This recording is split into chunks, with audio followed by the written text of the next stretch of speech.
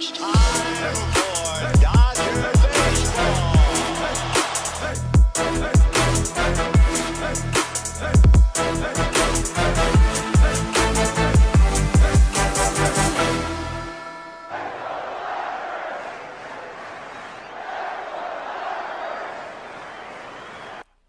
What's going on, Dodgers Nation? Welcome to the Dodgers Nation post-game show. I'm your host, Doug McCain, and thanks for rocking with us after the Dodgers beat the Padres in extra innings by a final score of 1-0. Freddie Freeman comes through late, and he puts the Dodgers on top. And how about Tommy Kahnle, the Tommy gun, getting it done for LA? He was absolutely filthy. Julio Urias, he was outstanding once again. Evan Phillips, he was filthy. Alex Vesia, we're going to talk about the return of Yency Almonte. We have so much to talk about, but the lead here is the Dodgers record. They're now 107-48 on the season with a plus 322 run differential, and 107 wins is a new franchise record. Smash that like button for your Los Angeles Dodgers, who are making history. This is a franchise that's been around for over 130 years, and we are witnessing the golden age of Dodger baseball. If you look at the wins, last year 106.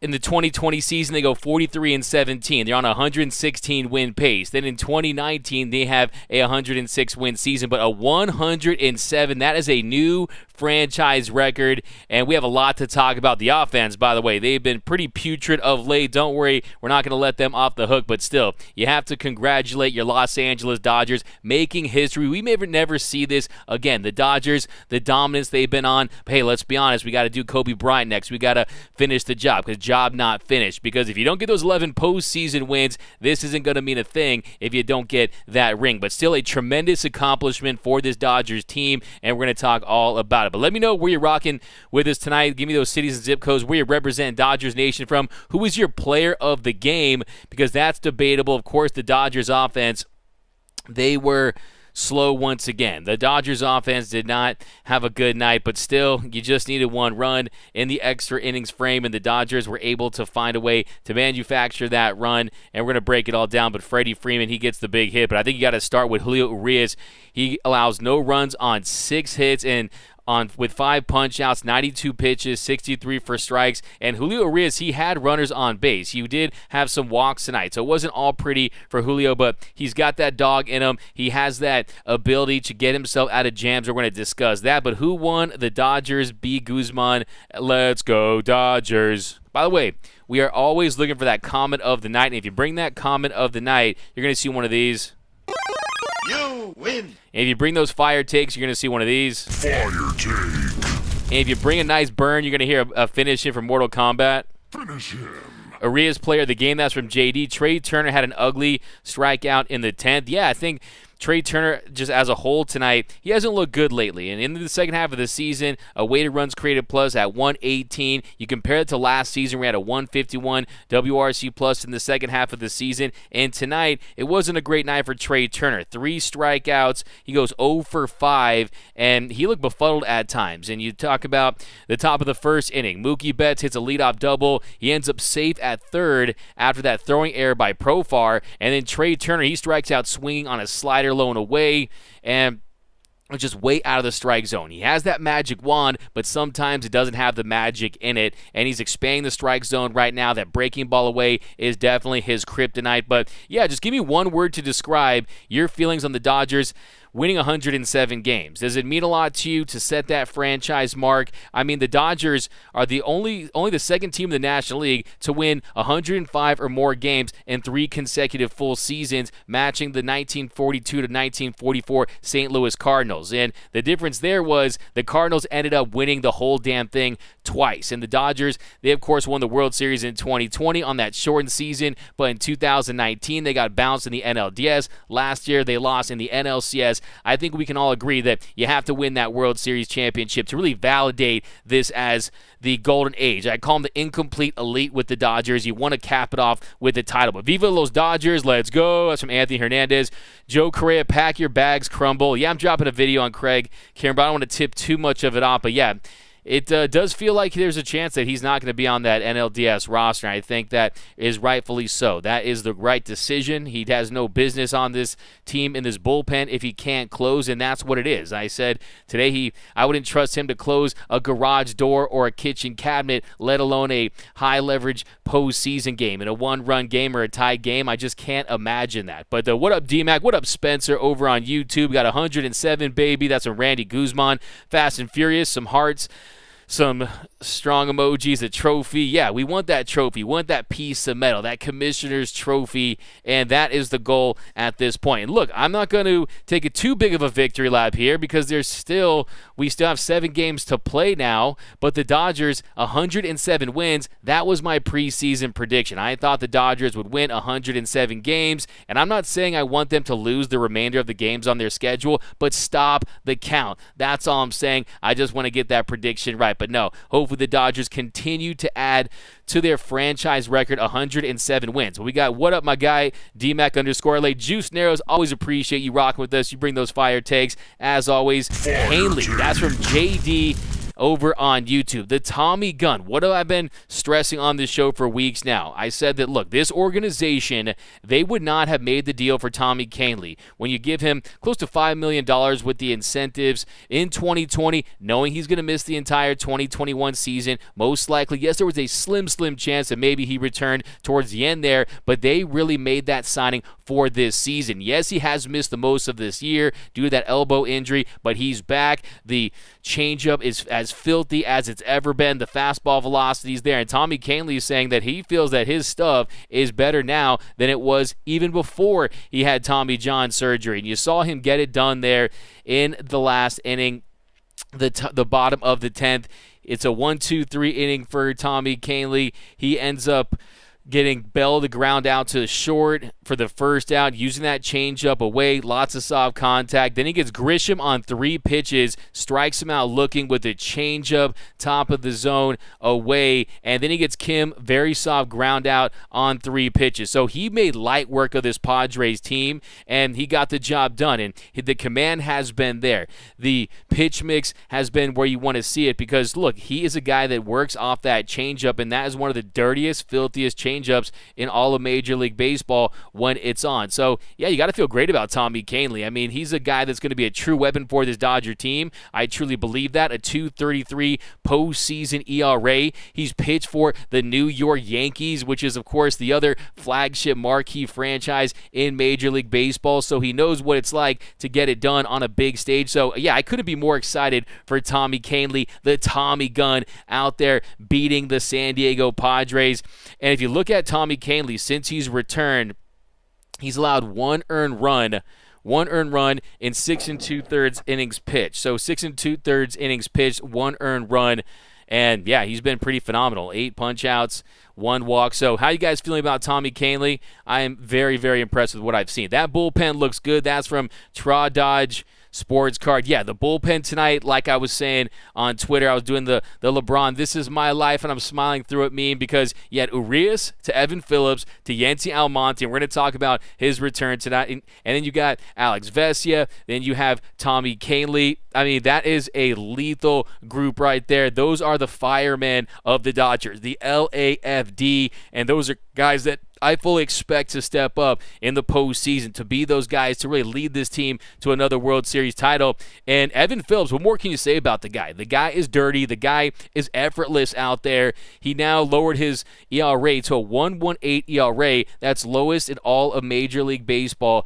among qualified relievers. He was phenomenal. But let's jump back in this comment section. We'll continue to break it down. But big congratulations to the Los Angeles Dodgers, a 107-win season. Hey, remember when the Giants won 107 last year and everyone was so impressed, and the Dodgers, they smacked them up and they owned them up in San Francisco and turned Oracle Park into a Spirit Halloween Superstore? Well, guess what? The Dodgers have already matched that total, and you still have games to play, and that's what you love to see, this Dodger team out here setting records, making history. And I do want to say, yes, it is a World Series or bust team. Yes, this team's success or failure is ultimately going to be judged on whether or not they win the World Series title, but you still have to give this team credit because winning 107 games with 7 games to play? Are we serious? Freddie Freeman, player of the game. That's from Diane Schroeder over on YouTube. What up, Diane? Always rocking with us. Dodger Diane. Always appreciate you, the fairy godmother of the Dodgers Nation post-game show and YouTube channel. Justin Lamas. Trey Turner had an ugly strikeout in the 10th. Yeah, and we'll talk about Trey Turner in a little bit. I have some thoughts on him. I'm actually dropping a video on Trey Turner and his future with the team probably tomorrow. So we'll look out for that on the YouTube channel. If you haven't yet subscribed to the YouTube channel, be sure to hit that subscribe button, hit that notification bell, and if you want to see us post even more Dodgers content, smash that like button. If you're new to the show, my name is D-Mac. I'm the man of the fan, here to get your thoughts and perspective on your boys in blue. So this is your show. I'm just hosting it. So keep bringing those fire takes. We got the bullpen for MVP. That's from my guy, Mr. Trace Gallo, always rocking with us. Really appreciate you, my dude. Iris K. Trey last at bat was straight up embarrassing. Yeah, when Trey Turner is in trouble, when he's not having success, it's typically because he's chasing. He's expanding that strike zone. You're seeing that right now with Trey Turner. Tonight, 3 strikeouts, and we talked about there in the first inning. So getting back to that, he struck out swing on that slider low and away, and it was way out of the strike zone. I mean, it was pretty much out in right field. I mean, it was big time expanding the strike zone there. And then Freddie Freeman, he drew that 1-out walk. And then Will Smith, he struck out swinging. Then Max Muncy, he walked to load the bases with 2 outs. And then Joey Gallo, he struck out swing on an elevated fastball in the outside corner. And Joey Gallo's another guy that didn't have a great night, to say the least. It wasn't pretty for Joey Gallo. Magic Joey tonight, as we like to call him. He definitely struggled, and it just wasn't his best night. He ends up striking out 4 times, goes 0 for 4, left 8 men on base. So, yeah, definitely not his best work, and you're really wanting to have him feel good heading into the postseason. But, yeah, it just definitely has been a struggle at times for Joey Gallo, but I still believe that he's going to run into one in a big spot and just be that hero, hit one and just absolutely crush a ball into smithereens. But, yeah, what are your thoughts on Trey Turner? If you look at his numbers in the month of September, Trey Turner before tonight, well, Trey Turner, yeah, I'll get you numbers right now, but a 759 OPS for Trey Turner heading into tonight, hitting 274. So, yeah, I mean, those aren't the Trey Turner numbers that we saw last season down the stretch when him and Corey Seager were the 2 best players on this Dodgers team when it comes to offensive production. It's not the same guy. Like I said, a 117 WRC plus in the second half of the season. That's down from 151 last year when he really carried this team. His average on the year is down to 299, which, look, everyone would take a 299 batting average, an 814 OPS, but this is a guy that's really trying to secure that bag. And I think if you want to spin it and you want to feel good about it, you could just say to yourself that he's really setting himself up for a hot streak. And that's what I said on Twitter the other day, that, look, I think he's setting himself up for a nice late September, October surge. And if you look at his numbers in September, like we just talked about, a 759 OPS, he's hitting 274, and you're seeing the power numbers go a little up. I mean, you're seeing the power numbers at around 442. You want to get that slug higher.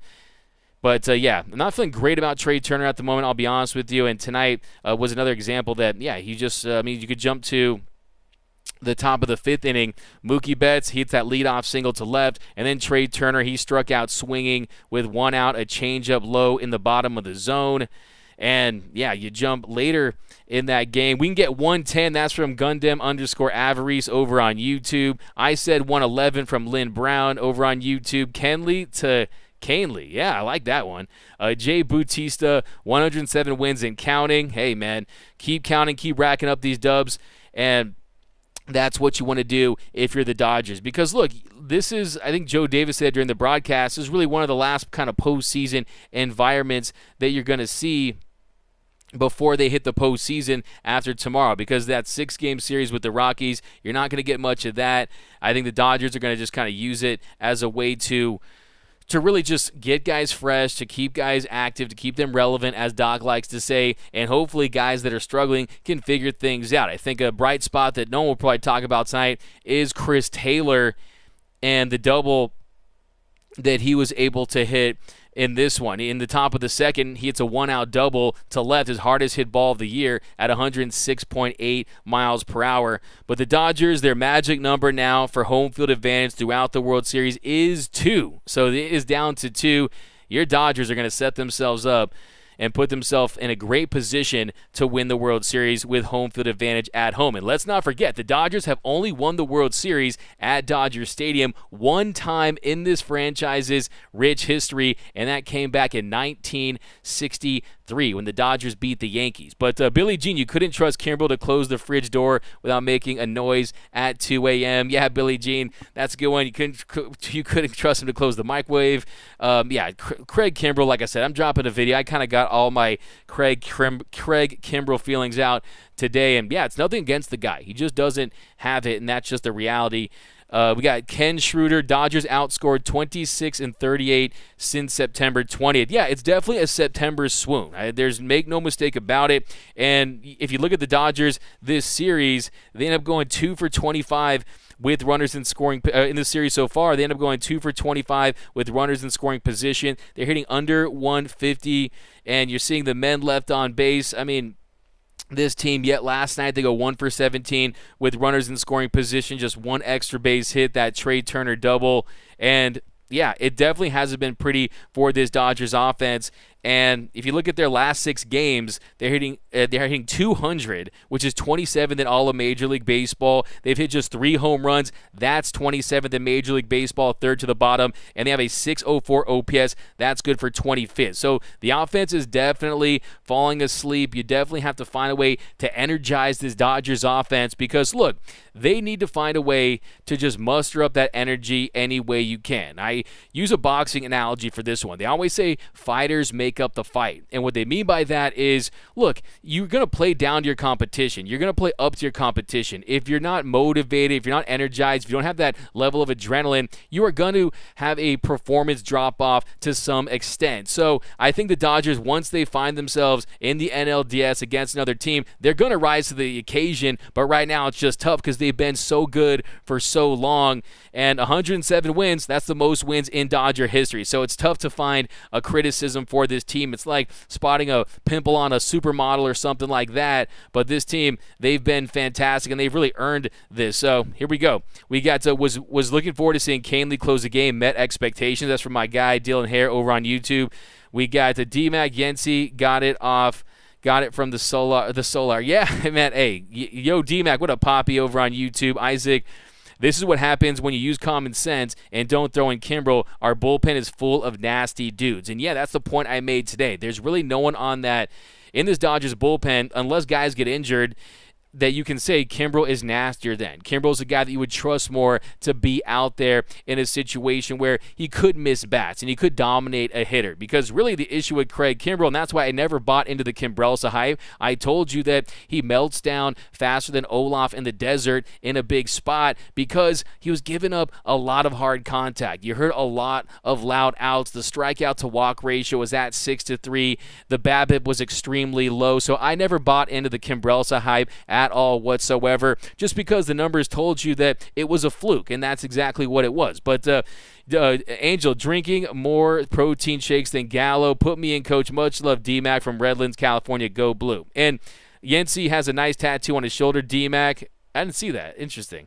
But yeah, we'll talk about my guy, Yency Almonte. Yency Almonte was back in the mix tonight. He ends up going 1 inning, had 1 punch out, and on just 10 pitches. Just 10 pitches for Yency Almonte. And he hadn't pitched in over a month. Of course, he had that elbow soreness. And, yeah, he looked good. He definitely looked good. And we'll talk about his inning right now. Because Yency Almonte, he's going to be integral to this Dodgers bullpen success. And he's a guy that, hey, he hasn't ever pitched in the postseason. He said it to reporters before the game that he's excited about pitching in the playoffs for the first time. So that tells me he already knows he has a spot in this Dodgers bullpen. He already knows he's a lock. And just look at the at-bat to Manny Machado. I mean, well, first of all, first pitch, sinker to Kim. He gets in a ground out, soft contact. And then facing Juan Soto, a righty-lefty matchup there. He falls behind 2-1 in the count. He gets ahead with a slider on the inside corner for the first strike, and then misses with a sinker away, misses with another sinker away. You could tell that he sees Juan Soto at the plate. Maybe he's not as confident to just attack the zone in that spot. Then on the fourth pitch, he goes to a changeup. He's been mainly a sinker slider guy all season long, but he goes to that changeup bottom of the zone, and he gets him to ground out for the second out. And then I think he really built that confidence up, because it was a very impressive at bat against Manny Machado, because he falls behind the count 2-0, misses with a sinker and a slider bottom of the zone, and then he gets a slider. He gets him a swing at a slider for the first strike, and then for the second strike, this was a beautiful pitch, a sinker on the inside corner, a masterful pitch there by Yency Almonte, just painting that corner. And then on the 2-2, he gets him swing at a slider low and away. So following that game plan, following that attack mode that they had for him, so definitely something to feel really good about is the return of Yency Almonte. There's no question about it that he's going to be a guy that is going to be someone the Dodgers count on in these high leverage spots. So that is the LAFD. You got Yency, you got Tommy Canely, the Tommy Gun, you got Dr. Phil, Evan Phillips, Alex Vesia. We'll talk about his night tonight. Then we got Urias is going for another inning, was legendary. That's from Isaac Orozco. Yeah, Julio Urias, this guy's an absolute warrior. This guy is the epitome of you got that dog in you. I mean, he's a guy that you can trust in a big spot because he doesn't get phased. It doesn't matter if he allows a hit or if he allows a walk. He's going to do everything he can to get you out of that jam. And you talk about him coming out in that sixth inning, how he was able to induce that soft contact to get that double play there in the fifth inning. That really helped his chances, because he gives it that single to Nola, first pitch, four-seam fastball, and then to Azocar. He fouls off that bunt, and then he grounds out on that slurve. They turn two, and then he gets Kim to ground out for second to end the inning. And then you talk about that sixth inning. It was a beautiful sequence there. I mean, he gets Soto to fly out. He gets Juan Soto to fly out. And by the way, Julio Urias absolutely owns Juan Soto. Soto 1 for 18 in his career versus the Urias. So after that, he walks Machado on 5 pitches, misses with the changeup away. That four-seam fastball, that was a bad call. That should have been a strike, and that should have made a 1-1 count right there. Then he misses with the slurve at the top of the zone to fall behind 3-0 in the count. And then on the 3-0 pitch, strike, he throws that slurve looking for the first strike, and then he misses with a four-seam fastball up and away to walk Manny Machado. And then Machado steals second. They originally ruled that he was out. They reviewed it, and they ruled that he was safe. Good job. Johnny Hustle, right? He's Johnny Hustle ever since he put on that Padres uniform, it feels like, especially when he plays the Dodgers.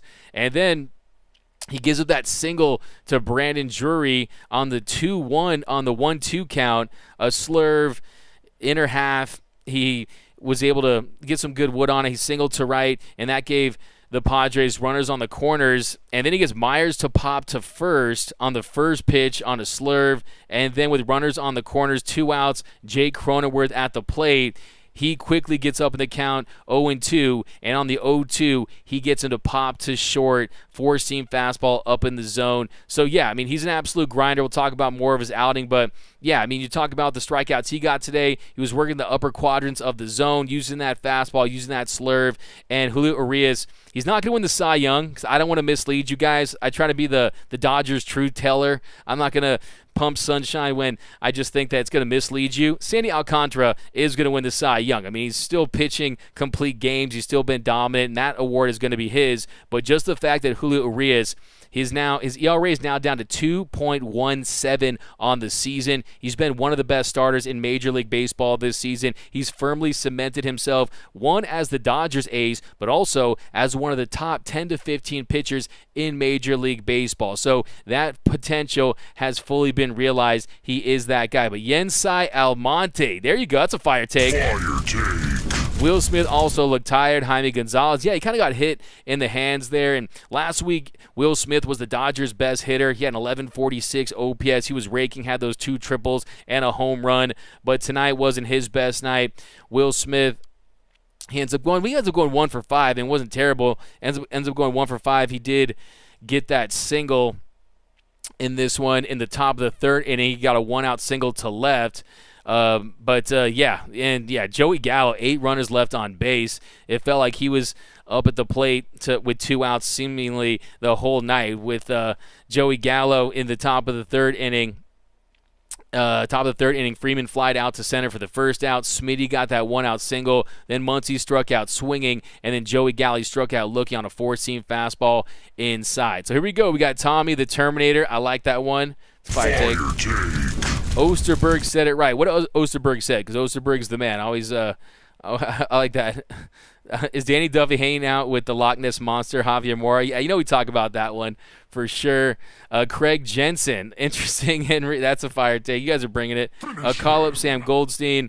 We got to keep Canely healthy. I've had faith in his return all year. I just had this feeling that he still had it. Yeah, I mean, you and me both. I mean, you guys know that I've been big on Tommy Canely. I felt that they weren't going to rush him back because they didn't want to have him come back and have another setback. Once he returned, they wanted to stay here for good, and he's a guy that's going to soften the blow of that Blake Trinan injury, because I'm telling you, it's Blake Trinan. I don't think he's going to return for the Dodgers, and even if he does, it's going to be in a limited capacity. You're not going to see multiple innings. You're not going to see back-to-backs most likely. So, yeah, having Tommy Canely, guy who's dirty and nasty, the Tommy Gunner, as my friend said, Tommy the Terminator, I like that one.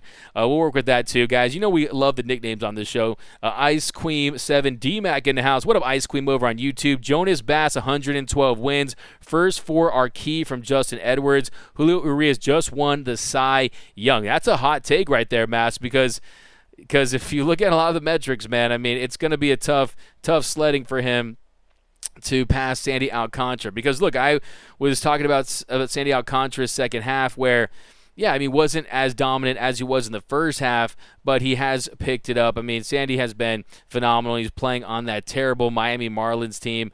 And, yeah, if you look at his last outing on last Saturday, he allowed 1 run on 3 hits and 8 innings of work. Then a Sunday before that, another complete game, 1 earned run on 7 hits and 9 innings pitched. So, yeah, I think he still has it in the bag. I would love to see Julio Urias win the Cy Young. I think it'd be great for the Dodgers to add to their long list of Cy Young winners. That'd give them 13. They already have the record for most Cy Young winners in Major League Baseball history. But I just think it's going to be tough when you look at the innings count. But, yeah, I mean, I'm all for it if it happens.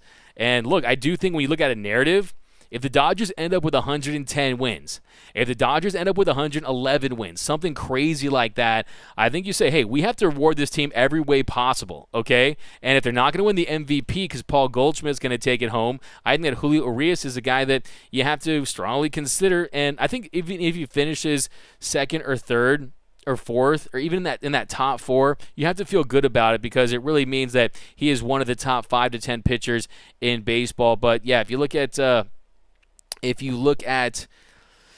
Julio Urias on the season, yeah, he's right there. He's definitely right there. But Sandy Alcantara, yeah, he's been a beast for sure. I mean, if you look at the innings pitched, Sandy 220 and 2/3 innings for Sandy at a 2.32 ERA, and that's first in all of Major League Baseball. Julio Urias, he's now at 170 innings pitched and a 2.18 ERA. That'll put him in 19th in baseball. So here we go, 107 and counting. DFA Gal, that's from Careless Whisper. You know who got us to the World Series in 2020? Bellinger, who also got us to the NLCS in 2021. That's from Ashley and Wilson. Yeah, I mean, I've been saying that as well. I mean, Cody Bellinger is a guy that you can count on in the postseason to have a big moment, but tonight wasn't his best night. I mean, I've been a guy that's always been a belly eater, a big belly supporter, but he goes 0 for 4, and he ends up with 2 strikeouts. And tonight, he did look overmatched at times. It was kind of the same old story. He just couldn't catch up with those Josh Hader fastballs in the top of the ninth, and those were right middle. Those are right down Broadway, right down the dick, and he couldn't do anything with them. And then before that, Chris Taylor, he struck out swinging. So, yeah, I mean, not a great night for Cody Bellinger and the rest of this Dodgers offense, who really struggled. Kimbrel, when he can be, did Julio get the win? We got to Anthony Keene postseason prediction. Gavin Lux is going to become a playoff legend, a household name, and an MVP of a series. Anthony Keene, you brought some pretty hot takes, but that is one of the hottest takes I've ever heard on this show. And you know that I love nothing more than hearing hot takes on this show, so I give you a lot of credit, Mr. Fredericks of Hollywood, Anthony Keene. And, yeah, I mean, I think that Gavin Lux has the potential to be one of those unsung hero guys, one of those guys that you don't expect to have a big moment, but he does. And we saw that last year in Game 5 of the NLDS. He was able to get on before Cody Bellinger and reach base. And I think with Gavin Lux, it's just about getting him in a great spot in the next couple of days, really, because since he's returned, he just hasn't been his best. I mean, a 448 OPS. Tonight he goes 0 for 4. No strikeouts, so that's definitely a good thing, but he just kind of has to find that rhythm and timing that we saw before he went down with the injury, because he's been solid all season long, but really he peaked in the month of July with that 949 OPS, hitting 320. But in the month of August, he ended up with a 268 batting average with a 792 OPS. So yeah, I think I definitely see it. I mean, I love the fact that you believe in Gavin Lux like that, man. Pollock hitting 247 with 56 RBIs. That's from Craig Osterberg. Yeah, I think Craig Kimbrel was kind of worth the roll of the dice, but Craig, I push back a little bit on that because, look, I don't think that A.J. Pollock was very happy on the Chicago White Sox. And yes, he was a below-average bat, but I also think that he would have thrived more with this Dodgers team. He was happy in L.A., he was having success in L.A., and A.J. Pollock had a monster year last year, and I don't think, looking back, people are really going to give him the credit because, remember, last year, lots of guys were banged up. Mookie Betts was banged up last season. Justin Turner was banged up. Lots of the guys were banged up and down this order, and A.J. Pollock was the guy that posted each and every day before he hurt that hamstring against the Giants, but he ends up with an 892 OPS last year with the Dodgers. This year, that's down to 688. Last year, he hit 297 with LA. That's down to 247 with the White Sox. So, yeah, I think the Dodgers, the best move would have been to stick to their plan and going with the closer by committee role for the entire season and really just getting used to that, because now they're put themselves in a position where, yes, they have the guys that can flourish in those roles like we saw tonight, but you really, I think, look, it's better late than never, but I always live by the quote, you know, what must be done eventually should be done immediately, and Craig Kimbrel should not have been the Dodgers closer this long. Look, we had one of the best closers in Dodgers history, in baseball history, in Eric Gagne, and you know the slogan, it was game over. But with Kimbrel at times, when he was on the mound, it was game over for the Dodgers, and you don't want to see that. But hell yeah, anyone but crumbles. We got, let's talk about who is our starting three for the playoffs. Justin Edwards. I just dropped a video specifically on that topic today on the Dodgers Nation YouTube channel, so be sure to check that out. But it's clear at this point. You're going to see Julio Urias in Game 1.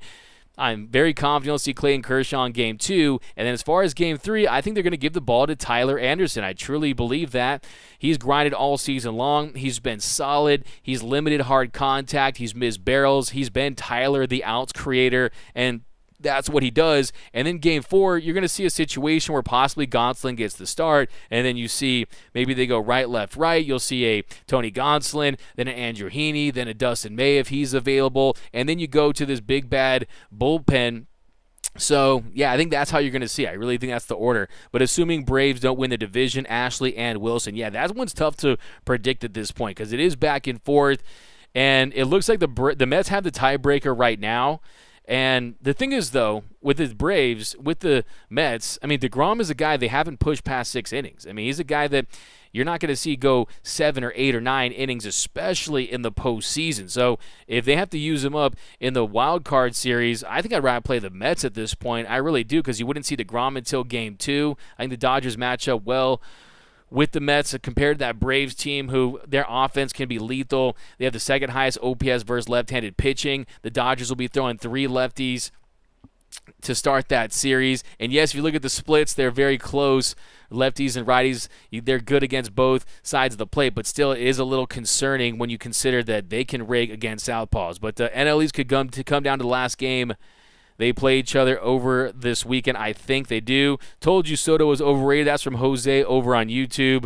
MAS Boxing, early of the season injuries were a blessing in disguise. A lot came back on the right time, fresh arms. Mass Boxing, I like that take. That's a really interesting take because, yeah, I think that it is a war of attrition in Major League Baseball when it comes to the battle of the bullpen. And that is what the postseason has increasingly become. I mean, if you look at the World Series champion last 5 years, the bullpen has pitched 52% of that team's innings. So you're not seeing starters go deep in the games. You know that teams want to limit the amount of times that a starter will face the opposing order the third time around. And, yeah, when you got guys like the Tommy Kahnleys, you have the Yency Almontes, the Evan Phillipses, you have the Alex Vesias, the fact that Tony Gonsolin, he did miss that time. If you can truly get fully healthy, which last night he pitched 2 scoreless innings, had 2 strikeouts, allowed the 1 hit, but the velocity was close to his season averages.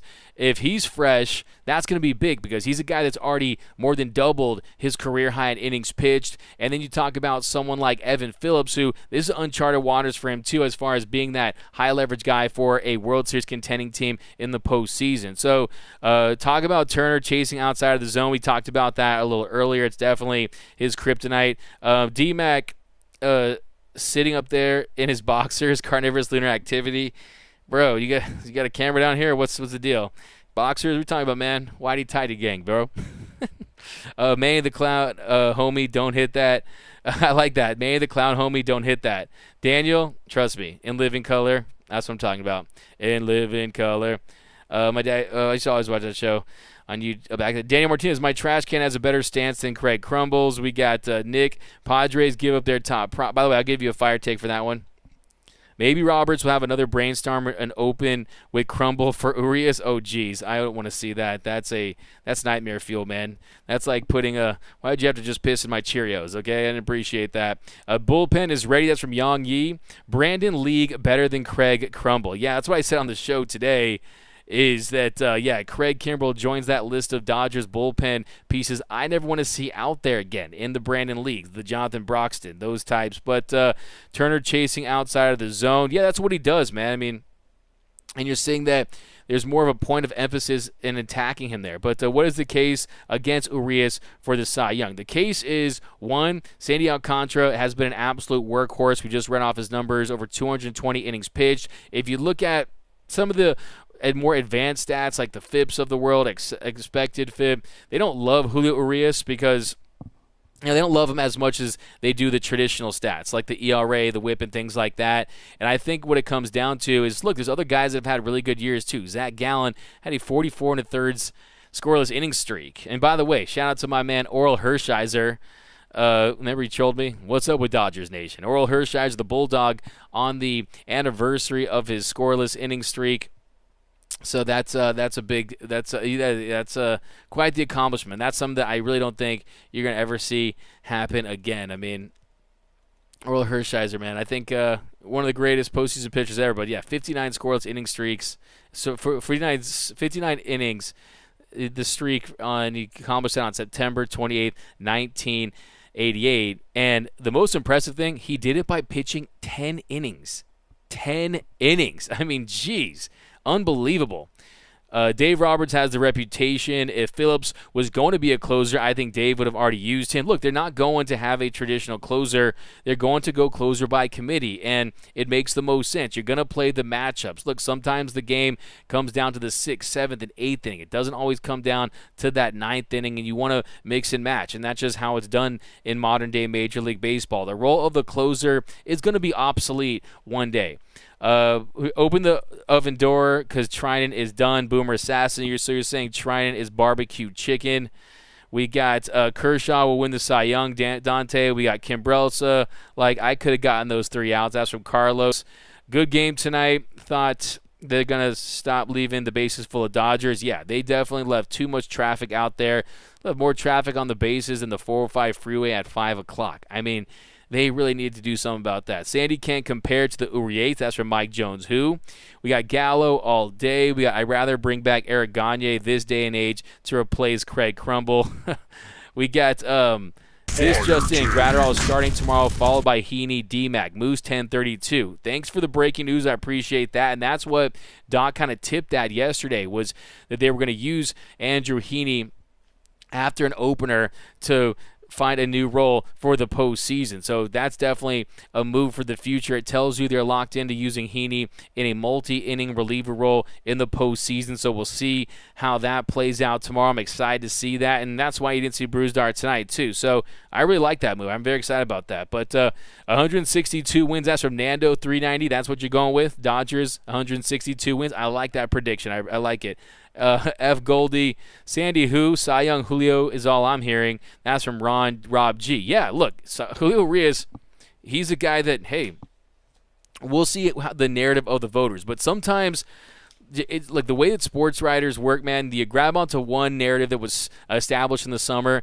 Do they really do their research? Do they really dive deep in the numbers? I mean, that's just how it is. I mean, they stick to one narrative, and that's what you see. I mean, I think that you're going to see Sandy win that Cy Young Award, and I think he deserves it. There's no question about it. He absolutely deserves the award, but I think that with Julio Urias, it's going to be tough to get him over the top, considering he's 18th in innings pitched. And yes, he's been a beast for the Dodgers. He's been the best pitcher on a team that could win over 110 games, but still, I think at the end of the day, Sandy's going to take home that hardware. But Julio is the best arm in the bullpen. Ray Barrios. Dodgers have to hope they don't face right-handed hitting teams if they want to throw out Urias, Kirsch, Anderson as their top three. I talked about that. WB. M. Freeman for MVP. You want to see MV free. Normally, 7 games left, 111 wins would be reasonable.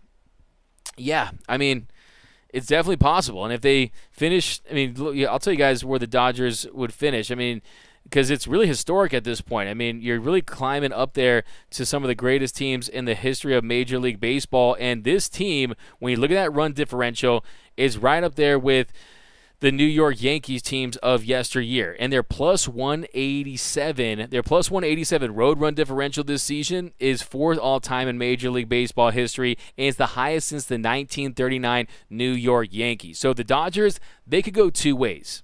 They could either be the 2001 Mariners, who won 116 games. I'm not saying they're going to win 116 games, but a team that won a lot of games, but they didn't win the World Series. Or they could go as the 1998 New York Yankees, who won 114 games and ultimately won 125 games, regular season and postseason combined, and are widely considered to be one of the greatest teams in the history of the sport. So it's high stakes. There's nothing in between, though. There's nothing in between for this Dodgers team. It's either they go down as one of the greatest teams ever, or they go down as one of the biggest disappointments ever. And yes, if injuries occur, that will be a part of the discussion, but that is where the Dodgers sit, because when you consider the payroll, when you consider the stars on this team, when you consider the young talent, the resources, everyone knows this Dodger team is built to win the World Series this season, and if they don't do that, this season is going to be considered a disappointment. And I hate that, but that is just the reality. But here we go, 2 down the middle.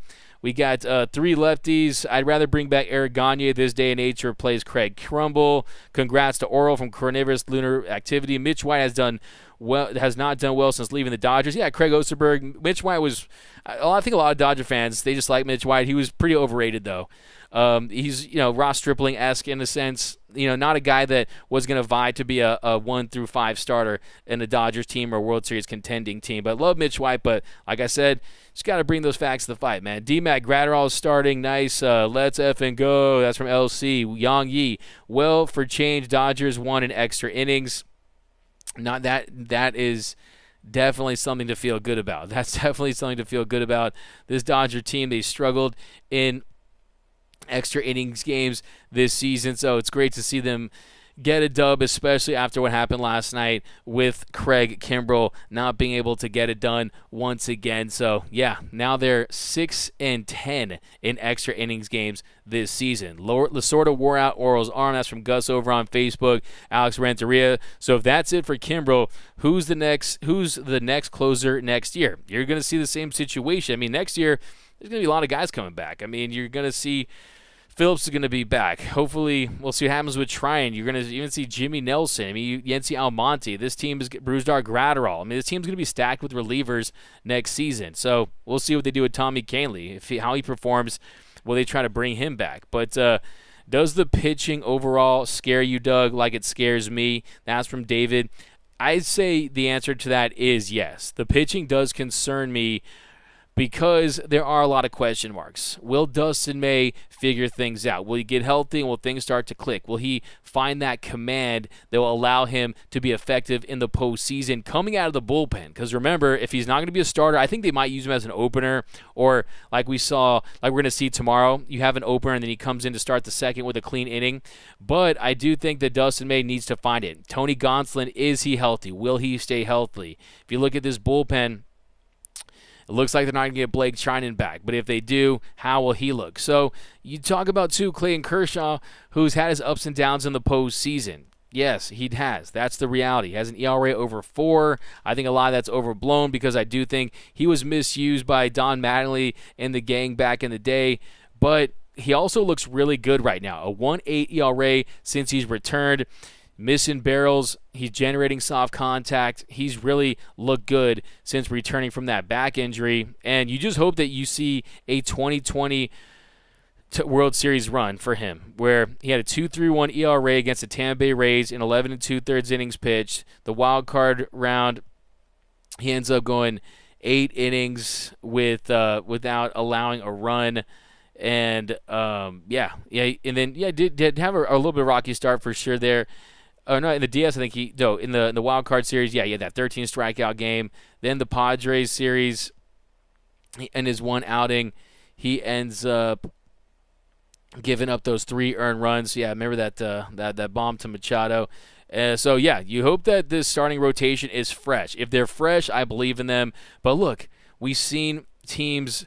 Look at the Cardinals teams in the mid-2000s, that Royals team, the Giants teams. You don't always need to have, it's just about getting those 27 outs and having those hot relievers. Julio needs to step up, though. Clayton Kershaw, he needs to be the Clayton Kershaw that he's been over the last month, and then I'll feel good about it. So, it definitely is the biggest concern, make no mistake about it, but I do think the fact that they're not pressing down the stretch, they are getting arms fresh, they are going to have that 5-day layoff, and sometimes it's really just about having enough bullets in the chamber, and hopefully the Dodger team can really empty the clip with guys like Kersh and Julio and go out there and win another title. But absolutely, Kersh must retire in Dodger blue. Absolutely, I'm dropping a video on that this weekend, and I definitely think he will. I don't see him playing for another team. He's a guy that he all he knows is competing for World Series titles. But Kobe Dellinger, I like that. Facts. But yeah, guys, thanks for rocking with us here on the Dodgers Nation post-game show. A couple more, and then we'll get you guys out of here. LOL Boomer. Bleeding Dodger Blue from Phoenix City. Woohoo! 107 wins. Smash that like button. Appreciate you. Diane Gonsolin expected to be extended in his next minor league appearance. If he clears that, he's going to be back probably for a Monday start against the Rockies. Minor league season's over. If Dodgers go 3-4, they'll win 110 games. Yeah, that'd be great. Get Kershey's kisses another ring. Yeah, I gotta drop that video. I post that video of him making out with that baseball.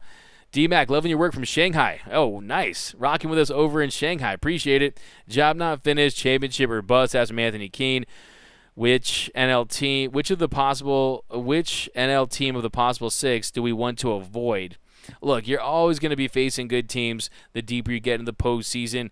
I don't want them to avoid anyone. I really don't. I mean, I want them to play the best because I think that adds to the mystique and the legend of the 2022 Dodgers. I want them to see this Dodgers revenge tour take place. They already have crossed off the San Francisco Giants. I want to see them get redemption against the Atlanta Braves because you're going to see a possible trilogy. Dodgers coming back down 3-1 in 2020. Last year they lost to the Braves. Give them credit. That series could have gone either way. They won games 1 and 2 in back-to-back walk-offs in their last at-bat.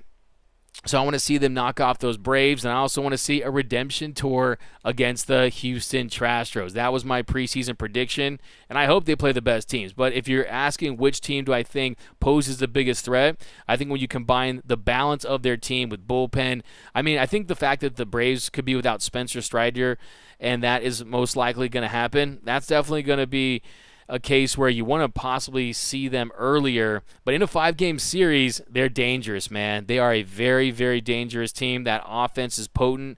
It's a long offense. It has depth to it. And this Mets team, Mets are pretty solid too. I think that it'd be great for baseball having New York versus L.A., but you remember, and they have Edwin Diaz, he's been lights out. And their bullpen as a whole, they have a lot of great pieces. Offensively, I think the Dodgers will be able to handle them. So I would rank them Braves 1 as the team to avoid if you want to go that route. 2, I think the Cardinals, I'm not sold on them being the Dodgers in a 7-game series. The Padres could be dangerous. I really think the Padres, I hate to say this, but they could be dangerous. Soto's played better. Their pitching has been dominant of late. We've seen the Dodgers have trouble with some of their starters, like a Yu Darvish or a Blake Snell. So I think the Padres, let's be honest, they could be dangerous, and we know that they love to play up to the Dodgers, and they have stars as well. But Doug, not a big fan of the 60-game 2020 chip. Honestly, neither I am. I don't know where you got that from, Ray Barrios. I think the 2020 World Series is a great World Series. I want more. I'm greedy. I'm like Kylo Ren in Star Wars. More. And look, I just want a parade. I want the city to have a parade. I want Clayton Kershaw to have a parade. I want to see what I saw with the Rams and the Lakers back in the day. Look, it doesn't feel like a true citywide chant. Of course, it was COVID and this and that. We understand. But still, you want that parade. And I think that would really just completely validate everything this Dodgers team and organization has meant to the city and what they built as a franchise, really turning themselves into the model organization in not just Major League Baseball, but one of the model organizations in the entire sports world. So I've spoken to the owner of the Dodgers, Mark Walters, and he told me that same thing. Mark Walters looked me in the eye and he told me we're not happy with one World Series. We want multiple World Series titles. He told me that period point blank. If that's coming from the top of the top dogs, the owner of the Los Angeles Dodgers, that's pretty much all you need to know. So this team is hungry. Dave Roberts, I want to see Doc. Look, if Dave Roberts wins another World Series, Dave Roberts is on a Hall of Fame trajectory. So for the Doc detractors, you have to accept the fact that Dave Roberts could be enshrined in Cooperstown. So look, if it weren't for the Astros, he would have 3 World Series potentially if he's able to get it done this year. DFA Kimbrel, Urias for the Cy Young, no doubt. Hello from New Zealand, D-Mac. What up, Blair? Oh, wait, man, this is a Dodgers Nation show. Forget Dodgers Nation. You guys are rocking with us from all around the globe. We appreciate you, and that shows you the Dodgers reach, man. Fans all over the world, but need a Dodgers World Series parade. That's from Adam. We say Myria Jones. I say Robert should put Crumble out there for 6 straight days. Let that arm fall off, Myria. Come on now. That's a fire take, but it's also kind of oh, man, I love that, though. That was hilarious. Anthony Keene, they haven't been showing it these last few games, but I think the Dodgers lineup, especially the top of it, is going to be the difference maker. If they can get the starting pitching early, watch out. Yeah, for sure. Yeah, I think that's kind of one thing that I've been stressing, too, is 2017, great team, gritty team, a team that top to bottom, you had a lot of young emerging stars. You had Justin Turner, Chris Taylor, you had Cody Bellinger, who comes up as a rookie, Corey Seager. But this team, you have top 10 talent. You have elite talent. You have a 1-2-3 consisting of Mookie Betts, Trey Turner, and Freddie Freeman. And that really plays up in the postseason because you got versatile hitters, guys that can hit for contact, guys that can hit for power. I think the question there is, will Trey Turner look like the regular season Trey Turner, or will he be that 561 OPS guy that he's been in his career in the past? So who the hell is going to win Belly? Yeah, I saw someone say DFA Belly. We'll see. The Dodgers, they technically could offer him 20% less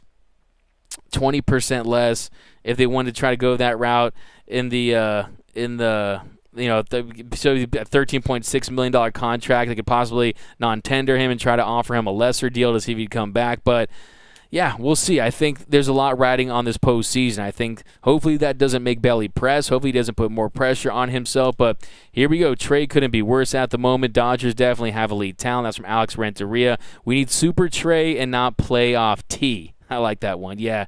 I was at the 1985 Lakers parade. That's from Craig Osterberg. But, yep, guys, thanks for rocking with us here on the Dodgers Nation post-game. Deborah Young checking in from the middle of Hurricane Ian. Hope you're okay. Hope you're staying dry. And, yeah, hopefully everything's okay over there. But Lux and Muncy are shaky defenders. Yeah, that play by Lux bobbled it. Kind of went off the heel of his glove. And it was good to see him complete the play because, yeah, he has definitely been shaky. You saw last week missing throws, and yeah, this defense as a whole, they've been sloppier than a soup sandwich, and you don't want to see that. But thanks, as always, Dave. Love from Rochester. But yeah, thanks, guys. Congratulations to the Dodgers. A new franchise record, 107 wins, and you still have 7 games to play for LA. The Dodgers, they beat the Padres once again, and they now are 107-48, a 322 run differential, magic number for best record in all of Major League Baseball for to clinch home field advantage throughout the entire postseason down to 2. But thanks for rocking with us. My name is Doug McCain. You can follow me on Twitter and Instagram at DMAC_LA. For our latest Dodgers news, rumors, hype videos, breakdowns, and more, be sure to hit that subscribe button, hit that notification bell, and if you really want to support the channel, smash that like button. And until next time, think blue, bleed blue, and I'm out.